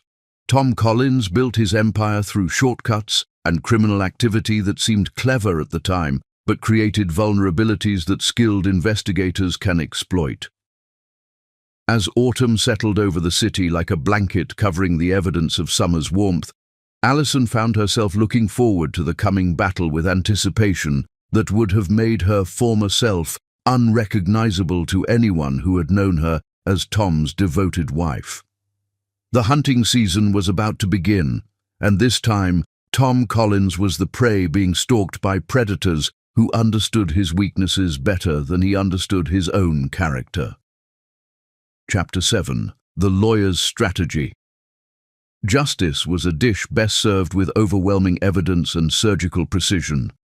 Morgan Willis spread the documents across his conference table like a general preparing for war. 6 months of investigation had yielded a treasure trove of evidence that would destroy Tom Collins more thoroughly than any bomb could devastate a building. The mahogany surface disappeared under bank records, photographs, email printouts, and legal affidavits that painted a picture of systematic fraud, tax evasion, and criminal negligence that spanned nearly a decade. Alison sat across from him, her transformation from grieving wife to avenging angel now complete. The woman who had once trusted her husband completely had learned to trust nothing and verify everything with the paranoia of someone who had been betrayed by the person closest to her. She studied each document with the intensity of a scholar reading sacred texts, memorizing details that would become weapons in their war against the man who had destroyed her life. "Tell me again why you do this," she said, looking up from a particularly damning financial report that showed millions in diverted funds. Why do you specialize in destroying men like Tom? Morgan leaned back in his leather chair, his eyes reflecting memories that still carried fresh pain despite the passage of years. Because, 15 years ago, I watched my sister's husband choose his mistress over his family. When my sister tried to leave, he used his wealth and connections to destroy her custody case through legal manipulation and judicial corruption. What happened to her? She lost her kids, her home, her entire life because she married a man who viewed love as weakness and loyalty as stupidity that deserved punishment. Morgan continued with the flat tone of someone who had learned to speak about unspeakable things. She couldn't live knowing her children were being raised by the man who had betrayed her and the woman who had helped him do it. And then, suicide, Morgan replied simply. She couldn't live knowing her children were being raised by the man who had betrayed her and the woman who had helped him do it. Allison reached across the table and touched his hand, understanding passing between them without words needing to be spoken. They were both survivors of men who used love as a weapon, both refugees from marriages that had become battlefields where only one side knew there was a war being fought. I specialized in family law after that, Morgan continued. Built a practice that focuses on cases like yours, wealthy, powerful men who think money makes them untouchable. I've learned that the bigger they are, the more secrets they have, and secrets always leave trails that can be followed by someone patient enough to look. The trail they had followed through Tom's finances had revealed corruption so extensive it made Bernie Madoff look like an amateur shoplifter. Offshore accounts in the Cayman Islands held hundreds of millions in undeclared income that should have been reported to federal authorities. Shell companies in Delaware existed solely to launder money through complex transactions that avoided taxation while enriching Tom personally. Business deals had been structured to defraud investors while creating the appearance of legitimate commerce. Pension funds had been raided to finance Tom's personal projects. Government contracts had been obtained through bribes disguised as consulting fees. The scope of his crimes was breathtaking in its audacity and systematic in its execution. But the financial crimes were just the foundation. The real ammunition lay in the personal evidence they had gathered. Hotel receipts that documented his affair with Jamie Hunter, credit card statements that showed expensive gifts purchased for his mistress, and digital communications that revealed the depth of his deception and contempt for his marriage. The beauty of going after someone like Tom, Morgan explained as he organized photographs that showed Tom and Jamie entering hotels on the same days his calendar showed him in business meetings, is that they're so arrogant they never think they'll get caught. They document their own crimes because they believe money makes them immune to consequences. Allison studied a photograph of Tom and Jamie kissing in the back seat of his limousine, taken by a private investigator 2 weeks before the pool incident. The image was clear enough to eliminate any possibility of plausible deniability or innocent explanation. This was taken the same day he told me he couldn't come to my doctor's appointment because of a board meeting, she said with bitter satisfaction that felt like justice beginning to take shape. He missed the ultrasound, where we would have heard our baby's heartbeat for the first time. Morgan felt familiar rage building in his chest, the same fury that had driven him to dedicate his career to destroying men who betrayed their families with casual cruelty. We're going to make him pay for every lie, every betrayal, every moment of selfishness. What's the full strategy? Allison asked, her voice carrying the calm of someone who had moved beyond emotion into pure calculation. Morgan opened his laptop and pulled up the comprehensive plan they had been building for months, like architects designing the perfect building. Phase 1 is the divorce filing, which requests everything, all assets, all businesses, all properties. We're claiming adultery, emotional abuse, and financial fraud as grounds. Will that be enough? That's just the opening move. Phase 2 involves criminal charges for tax evasion and fraud. I have contacts in the IRS and SEC who are very interested in Tom's creative accounting methods. Phase 3 targets his business relationships. When his partners learn about his criminal exposure, they'll distance themselves to protect their own interests. Allison nodded with grim satisfaction. And Phase 4? Phase 4 is the complete destruction of his public image. The man who built his reputation on marrying a homeless woman will be exposed as someone who abandoned that same woman when she needed him most. The media loves a fall from grace story, especially when it involves hypocrisy on this scale. The plan was elegant in its thoroughness, devastating in its precision. They would attack Tom on every front simultaneously: legal, financial, criminal, and social.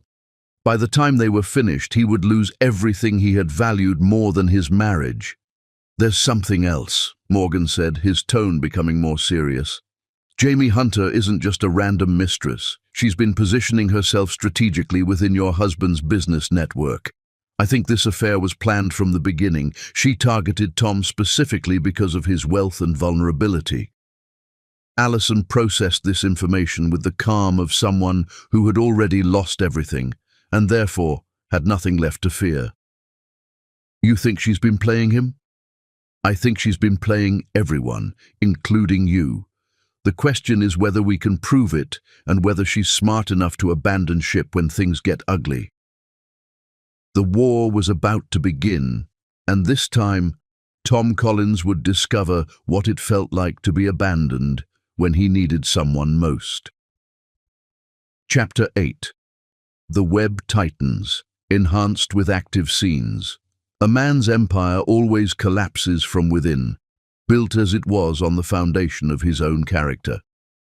The parking garage beneath the federal building was designed for anonymity, concrete pillars casting shadows that could hide secrets, security cameras positioned to create blind spots that experienced whistleblowers knew how to exploit.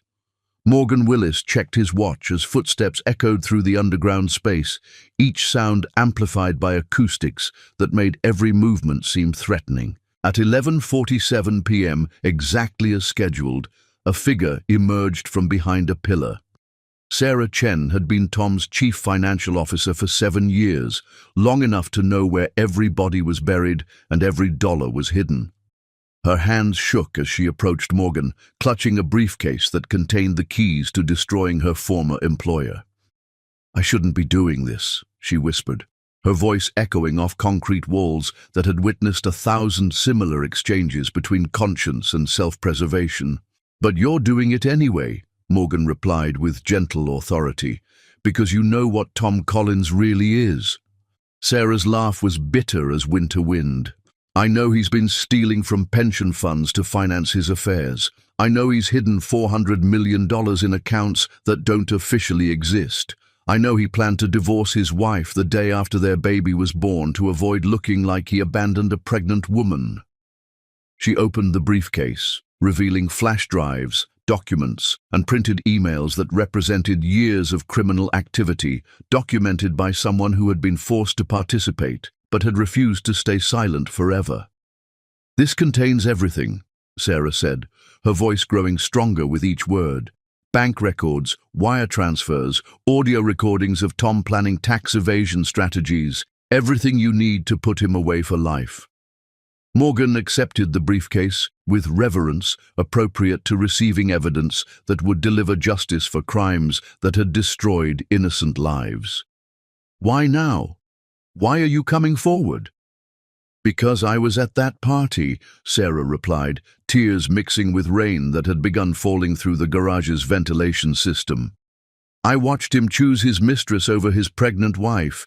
I watched a good woman nearly die while he played hero for a calculating bitch who was recording everything for her own protection." Sarah wiped her eyes with hands that still trembled from the magnitude of what she was revealing. "I have a daughter, Mr. Willis. Someday she might marry a man like Tom Collins. I want her to live in a world where such men face consequences for destroying families." "You're doing the right thing," Morgan assured her, though they both knew the right thing often came with prices that honest people had to pay while criminals escaped accountability. "I know," Sarah replied with quiet dignity. "That's why I'm doing it despite the cost to my own career and safety." 3 days later, the cracks in Tom's empire became visible to everyone who had eyes to see and intelligence to interpret what they were witnessing. The Regency Hotel's private dining room had been Tom's favorite venue for entertaining clients who required discretion and luxury in equal measure. But tonight, the atmosphere felt poisonous as Tom faced David Morrison, the client whose account had provided the cover for his affair with Jamie Hunter. "I'm terminating our relationship," Morrison announced without preamble, his voice carrying the finality of a judge pronouncing sentence. "Effective immediately." Tom nearly choked on his wine. "David, we've been partners for 8 years. The returns on your investments have been exceptional." "The returns were built on money stolen from other clients," Morrison interrupted, sliding a folder across the mahogany table. "I know about the shell companies. I know about the Cayman accounts. I know you've been using my legitimate investments as cover for criminal activity." Tom opened the folder with hands that had begun shaking uncontrollably. Inside were photocopies of bank records, transaction histories, and financial documents that should have been impossible for Morrison to access without inside help. "Where did you get these?" Tom demanded, though he already suspected the answer would terrify him. "From people who work for you, people who got tired of being accessories to crimes they never signed up to commit." Morrison stood, straightening his tie with the satisfaction of a man who had just avoided legal contamination through decisive action, people who decided their consciences were worth more than their paychecks. Tom watched his most important client walk away, noting how the restaurant staff avoided eye contact as Morrison passed their stations. Even the waiters knew that Tom Collins had become persona non grata in circles where reputation mattered more than money. Back at his penthouse, that felt more like a mausoleum with each passing day, Tom poured his 4th drink of the evening and dialed Jamie's number with fingers that barely functioned due to alcohol and stress. "We need to talk," he said when she answered after 6 rings. "I'm busy," Jamie replied, her voice carrying distance that hadn't been there during their passionate months of secret meetings. "Busy with what?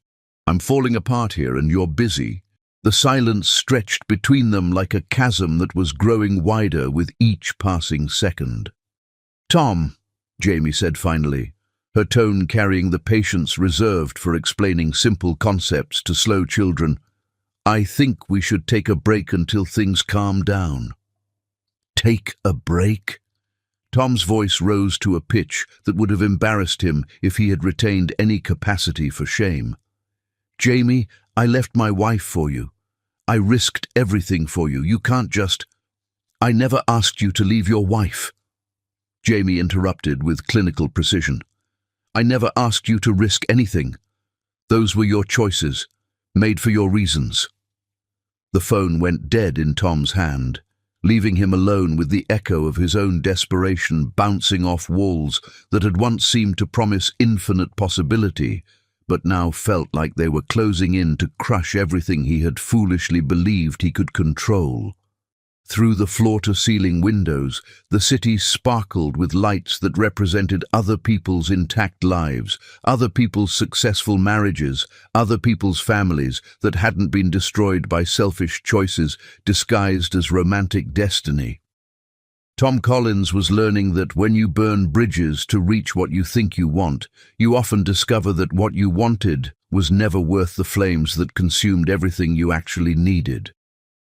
Tom Collins was about to learn that some women don't just leave, they take everything with them when they go. Chapter 9. The Trap is Set.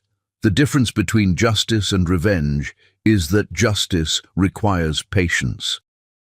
The war room Morgan Willis had created in his law firm's top floor looked like the command center for overthrowing a government, complete with secure communication lines and evidence storage that would make the FBI envious. Wall-mounted monitors displayed Tom's financial networks in real time, tracking every transaction and movement of assets as federal agencies closed their net around his criminal empire with the inexorable patience of professional hunters who had cornered dangerous prey. Evidence boxes lined the walls like ammunition carefully sorted by caliber and target, each one containing another piece of the puzzle that would destroy the man who had once seemed untouchable through wealth and influence. Financial records, photographs, audio recordings, video surveillance, witness statements, and expert analysis filled filing cabinets that required their own security system.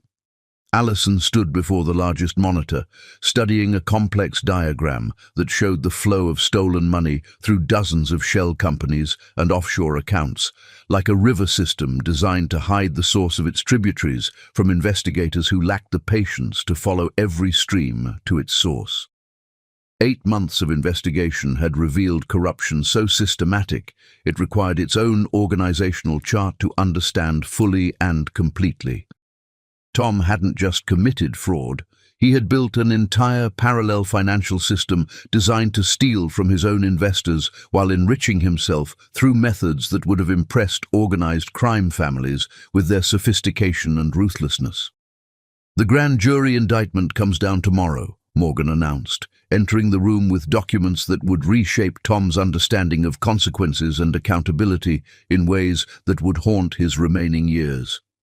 18 federal charges, including tax evasion, wire fraud, mail fraud, securities fraud, money laundering, and racketeering. If convicted on all counts, he's looking at 47 years in federal prison without possibility of parole. The charges read like a textbook on white-collar crime, each one carrying penalties that would ensure Tom died in prison if the government could prove their case. Morgan was confident they could prove everything twice over with evidence that would make conviction inevitable. "And the divorce settlement?" Allison asked, without turning from the monitor that displayed her former husband's crimes in meticulous detail, color-coded by severity and legal implications. Uncontested as of this morning, his lawyers advised him that fighting a divorce while facing criminal charges would be tactical suicide that would harm both cases beyond repair. "You get everything: the penthouse, the company assets, the offshore accounts we've managed to freeze before he could move them to countries that don't cooperate with American law enforcement." Allison nodded with satisfaction that had grown deeper and colder over the months of preparation, planning, and systematic destruction of the man who had destroyed her family. The woman who had once wanted nothing more than Tom's love now wanted his complete annihilation with religious fervor that surprised even her with its intensity and focus. The transformation had been gradual but thorough. Grief had burned away her naivety like acid-dissolving metal, betrayal had hardened her heart into something that could cut diamond, and loss had taught her that mercy was a luxury reserved for people who had never been abandoned while carrying their betrayer's child in their womb. She was no longer Allison Murphy, the homeless woman who had been rescued by a billionaire's love. She was Allison Murphy, the avenging angel who would rescue other women from men like Tom Collins through systematic destruction of everything he valued more than human decency. "There's more," Morgan continued, his tone carrying the satisfaction of a man about to deliver a killing blow that had been years in the making. "Jamie Hunter contacted our office yesterday through intermediaries. She wants to make a deal." This revelation stopped Allison's study of financial charts that mapped Tom's corruption like a roadmap to hell, paved with other people's money. She turned to face Morgan with eyebrows raised in surprise and cold calculation that would have made her unrecognizable to the trusting wife she had once been. "What kind of deal?" "Full cooperation in exchange for immunity from prosecution for her role in the financial crimes." It turns out Jamie has been documenting her relationship with Tom from the beginning. Photographs, recordings, written communications that detail every aspect of their affair and his criminal activities. She kept records of everything like she was conducting her own investigation while pretending to be his devoted lover. The irony was breathtaking in its completeness and perfect timing. Tom's careful mistress had been even more calculating than they had imagined, creating an insurance policy against the man she was helping to betray his wife while gathering evidence that could destroy him if their relationship soured. Jamie Hunter had never been in love with Tom Collins. She had been conducting corporate espionage disguised as romance. "She recorded him confessing to crimes?" Allison asked, fascination competing with disgust at the thoroughness of Jamie's deception and preparation for eventual betrayal. "Audio, video, everything, including his confessions about hiding assets from you, his plans to divorce you after the baby was born so he could marry her without scandal affecting his business relationships, and his detailed knowledge of the financial crimes he's been committing for years. Jamie Hunter just handed us enough evidence to guarantee conviction on every charge while destroying any possibility of successful appeal." Allison absorbed this information with the calm of someone who had learned to expect betrayal from every direction and every person who claimed to care about Tom Collins more than their own survival. Why is she turning on him now? Because she's smarter than Tom gave her credit for, and she recognizes that his empire is collapsing faster than the Titanic while taking everyone associated with him down into the depths. She knows his world is ending, and she doesn't want to go down with it. Better to be the government's star witness with immunity than Tom's co-defendant facing decades in federal prison. The government's case against Tom was now so overwhelming that plea bargains were impossible and legal defense was purely theoretical exercise in professional courtesy. His own lawyers had begun distancing themselves, citing ethical concerns about representing someone whose crimes were so extensively documented that defending him would be professional suicide that could destroy their own careers. The man who had once commanded armies of legal talent worth thousands of dollars per hour was reduced to public defenders who viewed his case as career-ending assignment that no one wanted and everyone tried to avoid through bureaucratic maneuvering. But the legal destruction was only part of Morgan's comprehensive strategy, designed to ensure Tom never recovered from his fall, even if he somehow avoided maximum prison sentences. The real masterpiece was the social and professional annihilation that would ensure his name became synonymous with betrayal and corruption in business circles that valued reputation above everything else. Business partners were being shown evidence of his crimes before it became public knowledge, giving them opportunity to sever relationships before the scandal destroyed their own reputations through association with a man who had become toxic to everything he touched. Board members were receiving anonymous packages containing proof of Tom's affairs and financial misconduct, complete with documentation that made denial impossible and distance necessary for their own survival in an industry that punished association with criminals. The tech industry, which had once celebrated Tom as a visionary leader whose success inspired others to achieve greatness, was systematically excising him from their community like surgeons removing cancer that threatened the health of the entire organism. Speaking engagements were cancelled without explanation, board positions were revoked through emergency votes conducted in secret, and business relationships that had taken decades to build were dissolved overnight through carefully worded letters that cited strategic differences and evolving priorities. "He called me yesterday," Allison revealed during one of their final preparation meetings before the trial that would end Tom's freedom forever. "Begging me to come back, promising to change everything about himself, threatening to kill himself if I didn't forgive him and return to save him from the consequences of his own choices." "Classic abuser tactics," Morgan replied with clinical detachment born from representing dozens of women who had heard identical threats from men who viewed suicide threats as negotiation tactics. Promise everything, threaten self-harm, deny responsibility for the situation they created through their own decisions and moral failures. Did you record the call? Every word.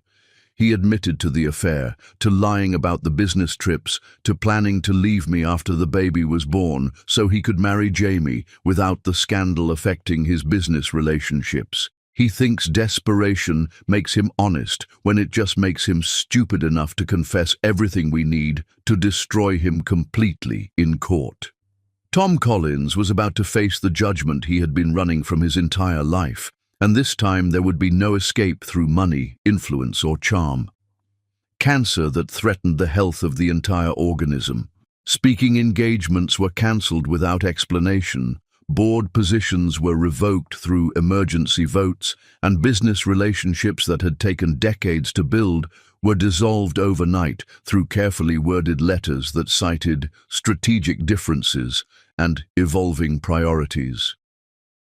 "He called me yesterday," Allison revealed during one of their final preparation meetings, begging me to come back, promising to change, threatening to kill himself if I didn't forgive him and return to save him from the consequences of his own choices. "Classic abuser tactics," Morgan replied with clinical detachment born from representing dozens of women who had heard identical threats. Promise everything, threaten self-harm, deny responsibility for the situation they created through their own decisions. Did you record the call? Every word. He admitted to the affair, to lying about the business trips, to planning to leave me after the baby was born so he could marry Jamie without the scandal affecting his business relationships. He thinks desperation makes him honest when it just makes him stupid enough to confess everything we need to destroy him completely. The recorded confession would be the final nail in Tom's coffin, his own words condemning him more thoroughly than any prosecutor could manage through legal argument or evidence presentation. As the trial date approached, Tom's isolation became complete and absolute. Jamie had moved to another city under federal protection, preparing to testify against the man she had once claimed to love with passion that had seemed real enough to fool even experienced observers. His business empire was under government control, managed by court-appointed administrators, while criminal proceedings determined its final fate and ownership. Even the penthouse where he had once felt like a king was being prepared for seizure as proceeds of criminal activity. Tom Collins was about to face the judgment he had been running from his entire life, and this time there would be no escape. Chapter 10. Justice Served. The courtroom was where powerful men learned they were only human after all. Judge Patricia Hawthorne commanded her courtroom with the authority of someone who had seen every possible variation of human weakness and refused to be impressed by wealth, status, or carefully constructed public images designed to hide fundamental character flaws. As she looked down at Tom Collins from her bench, her expression carried the weight of justice that had been delayed but would not be denied. Tom sat at the defendant's table looking like a ghost of his former self, a shadow of the man who had once commanded respect through fear and admiration through achievement. 8 months of federal investigation, media scrutiny, and social exile had stripped away the polished exterior that had once made him seem untouchable. His expensive suit couldn't hide the tremor in his hands, and his practiced confidence had been replaced by the desperate energy of a cornered animal facing inevitable destruction. "Your Honor," Assistant District Attorney Williams began, his voice carrying the satisfaction of a prosecutor who knew he had an unbeatable case supported by overwhelming evidence. "The evidence will show that Tom Collins committed systematic fraud over a period of 7 years, stealing approximately $400 million from investors while hiding assets in offshore accounts to avoid taxation and legal accountability. But the criminal charges were just the appetizer in this feast of justice. The main course was the civil case, where Alison Murphy would claim everything Tom had built through his crimes and betrayal, leaving him with nothing but the consequences of his choices. Alison sat in the front row of the gallery, wearing a simple black dress that emphasized her dignity rather than her loss. The woman who had once sought only to please her husband now carried herself with the quiet authority of someone who had survived hell and emerged stronger. Beside her, Morgan Willis reviewed notes that would destroy a man's life with surgical precision and legal thoroughness that left no room for appeal or mercy. She had refused Morgan's suggestion to stay away from the proceedings, insisting on watching as justice was finally served to the man who had abandoned her when she needed him most. This wasn't about revenge anymore. It was about witnessing the natural consequences of choices that Tom had made freely and repeatedly. The people called Jamie Hunter to the stand. The courtroom stirred as Jamie entered, her transformation from seductive mistress to government witness complete and carefully calculated. She wore a conservative blue suit that made her look trustworthy and remorseful, though Allison could see the calculation behind her performance like a predator recognizing another predator. Jamie was saving herself by destroying Tom, and she was doing it with the same cold efficiency she had once used to seduce him. "Ms. Hunter," the prosecutor began with the formal politeness reserved for witnesses whose testimony would decide fates, "please tell the court about your relationship with the defendant." "Tom Collins and I had an intimate relationship that lasted approximately 8 months, Jamie replied, with practiced honesty that revealed nothing about her own manipulation of the situation while exposing every detail of Tom's crimes. "During that time, he confided in me about his business practices, his plans to divorce his wife, and his methods for hiding money from federal authorities. Tom's lawyer objected with desperate energy, but the damage was already done and irreversible. Jamie's testimony painted Tom as a man who had planned his wife's abandonment while stealing from his own investors, with the casual cruelty of someone who viewed other people as resources to be exploited rather than humans deserving of basic decency. She produced recordings that captured Tom's voice, describing his crimes in his own words, photographs that documented their affair in humiliating detail, and financial records that showed how he had used company funds to pay for their hotel encounters while telling his wife he was attending business meetings. "Did Mr. Collins ever express remorse about his treatment of his wife?" the prosecutor asked. "Never," Jamie replied with devastating certainty that cut through the courtroom like a sword through silk. "He told me she was weak, that she held him back from achieving his full potential, that marrying her had been a publicity stunt that outlived its usefulness." Allison felt no pain at hearing these words. She had moved beyond hurt into something colder and more permanent than mere emotional reaction.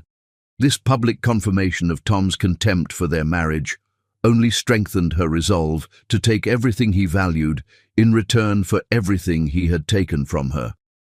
When Jamie finished her testimony, she walked past Tom's table without a glance, her expensive heels clicking against marble floors with the sound of nails being driven into a coffin.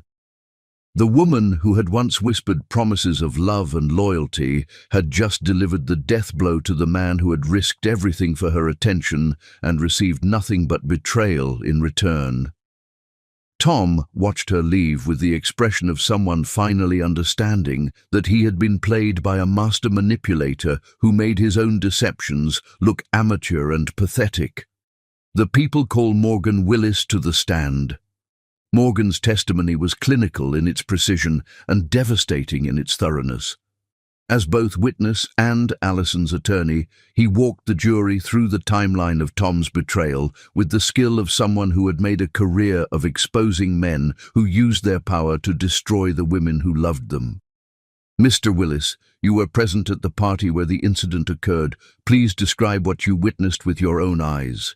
"I saw Mr. Collins make a choice that revealed his true character beyond any possibility of misinterpretation," Morgan replied, his voice carrying the authority of unshakable truth. "When both women fell into the pool, he immediately swam to save his mistress while leaving his pregnant wife to drown. I had to rescue Mrs. Murphy myself while her husband tended to his lover." "Did Mr. Collins know his wife was pregnant at the time of this incident?" She was preparing to announce the pregnancy at that party. The entire gathering was planned to celebrate their coming baby. Mr. Collins chose to save his mistress instead of the mother of his unborn child, and that choice cost them both the baby and the marriage. The jury's reaction was immediate and visible, their faces reflecting the disgust that decent people feel when confronted with fundamental human failure. Several members looked at Tom with revulsion that no amount of legal maneuvering could overcome. Others shook their heads with the disappointment reserved for witnessing someone fall from grace through their own moral bankruptcy. Tom's defense attorney made valiant attempts to humanize his client, to present the affair as a moment of weakness rather than systematic betrayal that revealed character rather than circumstance. But the evidence was overwhelming, the witnesses credible, and the defendant's character indefensible by any reasonable standard.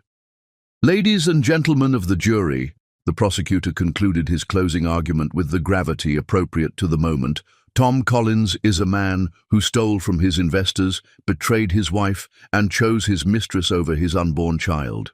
The evidence proves beyond reasonable doubt that he is guilty of every charge brought against him and deserving of the maximum penalty allowed by law." The jury deliberated for 37 minutes. Guilty on all counts. Tom's conviction on 18 federal charges carried a sentence of 42 years in federal prison without possibility of parole, effectively ensuring he would die in captivity for his crimes.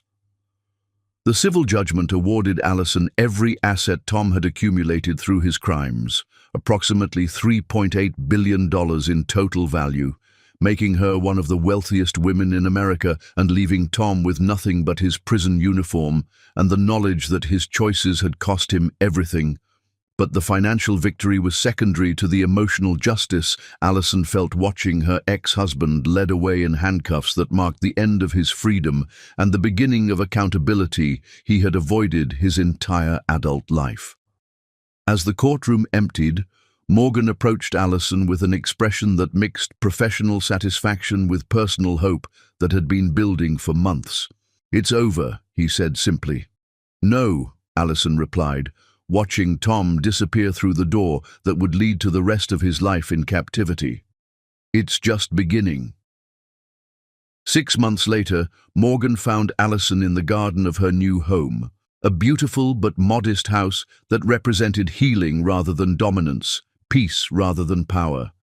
She had used Tom's stolen billions to establish foundations that helped homeless women, funded legal aid for abuse victims, and supported medical research into pregnancy loss.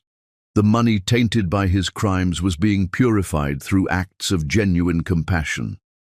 "I have something to ask you," Morgan said, his usual legal confidence replaced by nervous vulnerability that made him seem younger and more human. Allison looked up from the roses she was planting, her face reflecting peace that had been earned through surviving hell and choosing to build heaven from its ashes.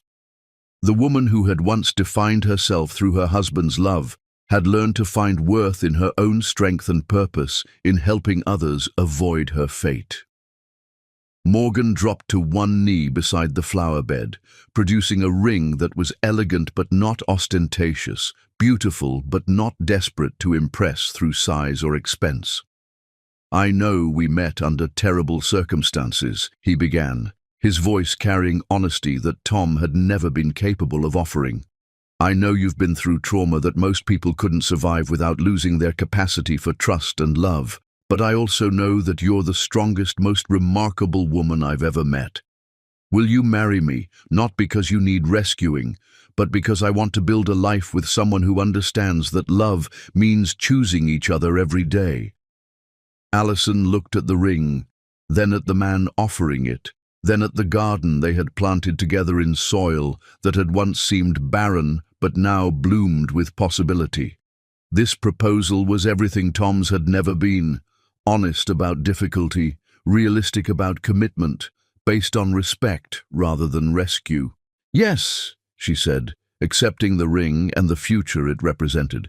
"But only if you promise never to save anyone else from drowning while I'm in the water." Morgan laughed, the sound carrying joy that had been earned through choosing justice over convenience, truth over comfort, and love over everything else that mattered less. Meanwhile, in a federal prison 3 states away, Tom Collins sat in a cell that measured 8 feet by 10 feet, wondering how a man who had once owned everything could lose it all to the woman he had underestimated most completely. The concrete walls reflected his voice when he spoke to himself, the only conversation partner who would listen to his regrets and justifications. Jamie Hunter had fled to Europe, where extradition laws provided protection from the fraud charges that would eventually catch up with her when international cooperation made her location irrelevant. She had escaped with enough money to live comfortably but not luxuriously, learning that playing with billionaires' hearts was profitable until those billionaires went to prison and took their empires with them. The last newspaper article about the case ran with the headline, "From Homeless to Billionaire, Abuse Victim Inherits Empire After Exposing Husband's Crimes." The story included a photograph of Allison and Morgan on their wedding day, surrounded by friends who had supported them through the darkest period of their lives and witnesses to their triumph over evil that had worn the mask of love. Tom Collins had lost everything to the woman he thought was weak and discovered too late that strength comes not from power, but from refusing to be broken by those who wield it.